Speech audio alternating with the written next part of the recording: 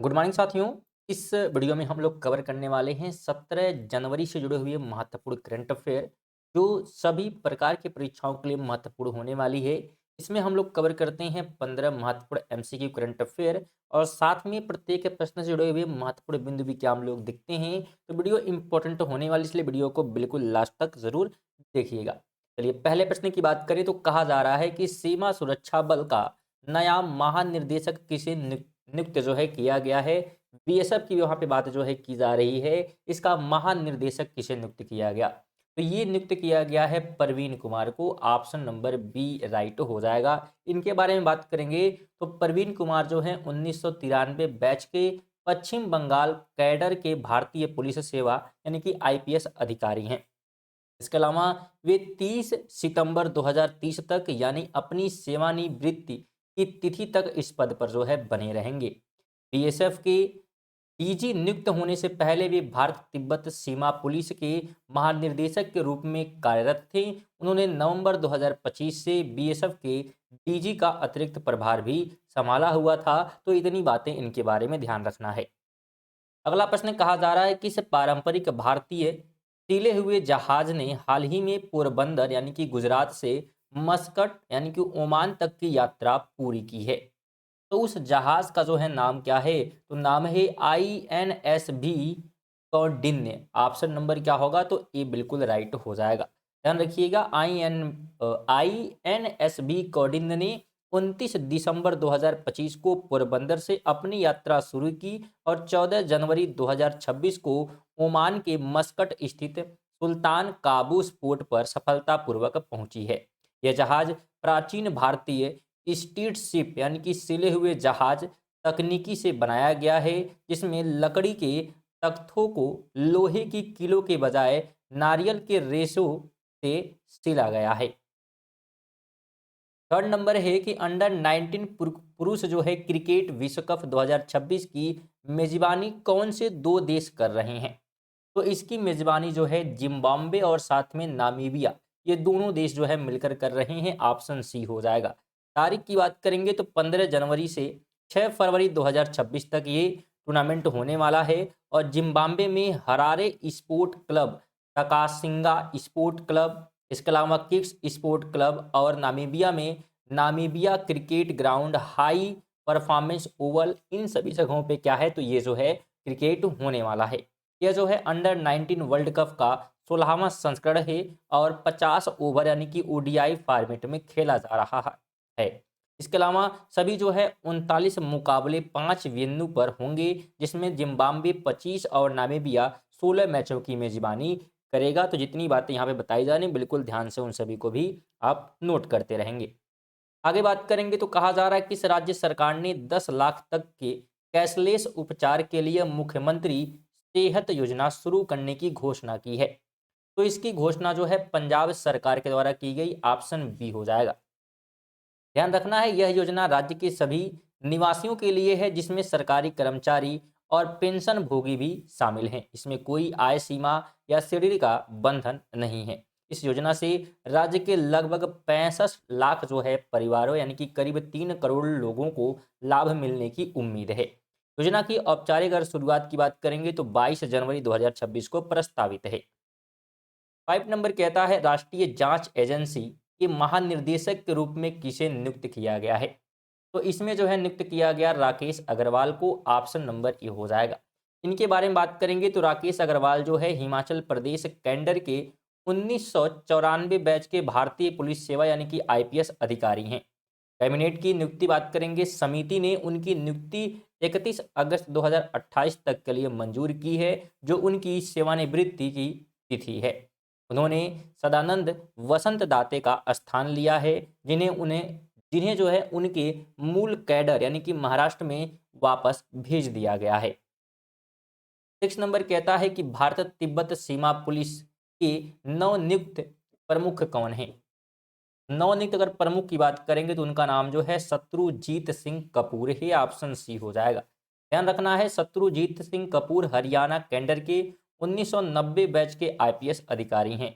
वह 31 अक्टूबर 2026 को अपनी सेवानिवृत्ति तक इस पद पर बने रहेंगे। उन्होंने प्रवीण कुमार का स्थान लिया है, जिन्हें अब सीमा सुरक्षा बल यानी कि बीएसएफ का नया जो है निर्देशक नियुक्त कर दिया गया है। 7 नंबर कहता है वर्ष 2026 में आयोजित 78वीं जो है सेना दिवस की मुख्य परेड किस शहर में आयोजित की गई है?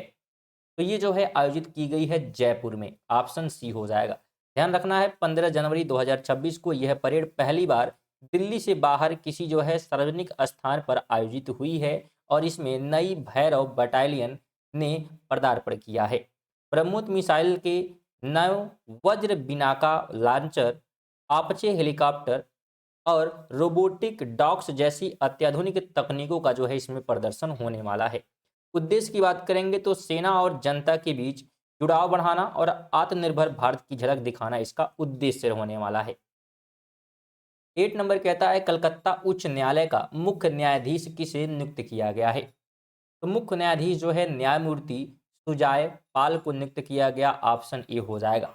ध्यान रखना है न्यायमूर्ति सुजाय पाल ने शुक्रवार 16 जनवरी 2026 को कलकत्ता उच्च न्यायालय के 44वें मुख्य न्यायाधीश के रूप में शपथ ली है और पश्चिम बंगाल के राज्यपाल सीपी आनंद बोस ने उन्हें पद के लिए जो है शपथ दिलाई है। उन्होंने पूर्व मुख्य न्यायाधीश टी एस शिवगणनम की सेवानिवृत्ति के बाद यह पदभार संभाला है।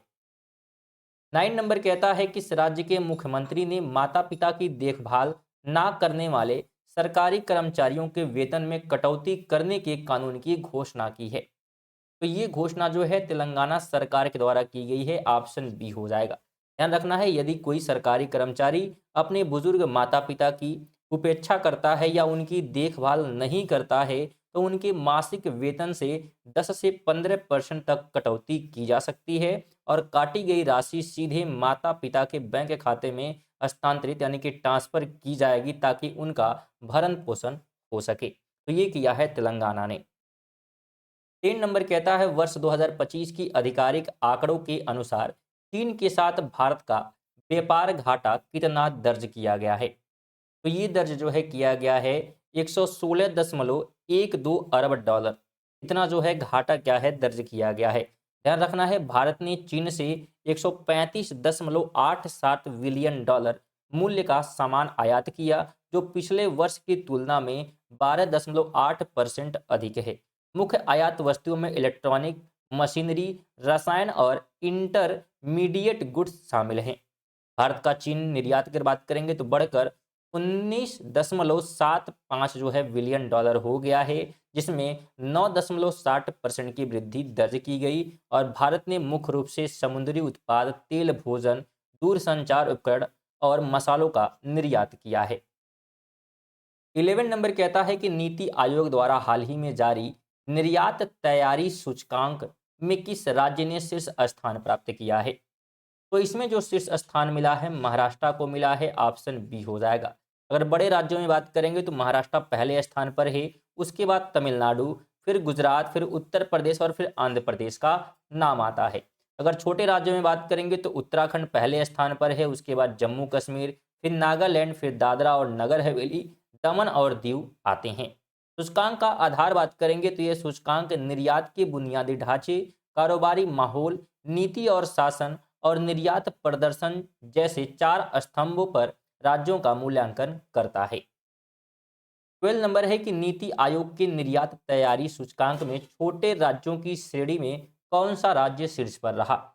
अगर छोटे राज्यों की हम बात करते हैं तो छोटे राज्यों में जो है उत्तराखंड शीर्ष पर रहा है, बिल्कुल। और अगर अन्य छोटे राज्यों में बात करेंगे तो जम्मू कश्मीर दूसरे स्थान पर और नागालैंड जो है तीसरे स्थान पर है। बड़े राज्यों में बात किया है तो हमने पीछे देखा महाराष्ट्र शीर्ष पर है, फिर तमिलनाडु है और फिर गुजरात तीसरे नंबर पे है।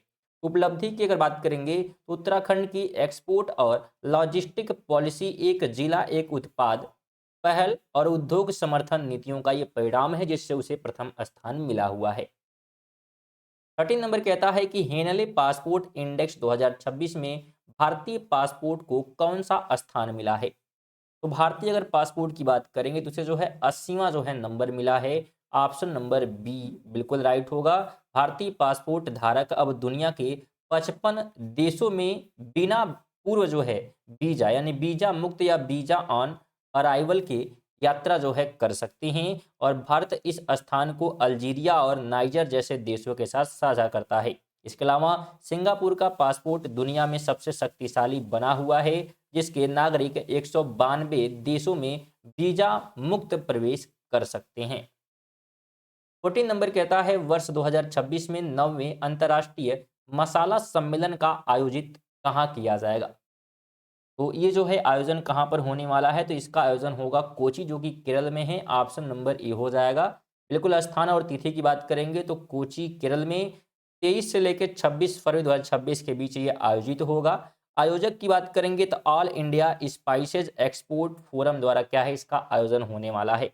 और थीम की बात करेंगे तो स्पाइसेड 313 गेटिंग फ्यूचर रेडी, ये क्या है इसका थीम रहने वाला है, तो ये भी आप ध्यान रखेंगे। 15 कहता है कि हाल ही में चर्चित मेकेस रोग शरीर में किस सूक्ष्म पोषक तत्व की कमी से संबंधित है। तो यह रोग जो है कापर की जो है यानी कि तांबे के जो है कमी से होता है। सी ऑप्शन आपको ध्यान रखना है। यह एक दुर्लभ जो है अनुवांशिक विकार है जो ATP7A जीन में उत्परिवर्तित के कारण होता है। यह जीन शरीर में तांबे के स्तर को विनियमित करने के लिए जिम्मेदार प्रोटीन बनाता है। इस बीमारी में शरीर जो है भोजन से तांबे को सही ढंग से अवशोषित नहीं कर पाता।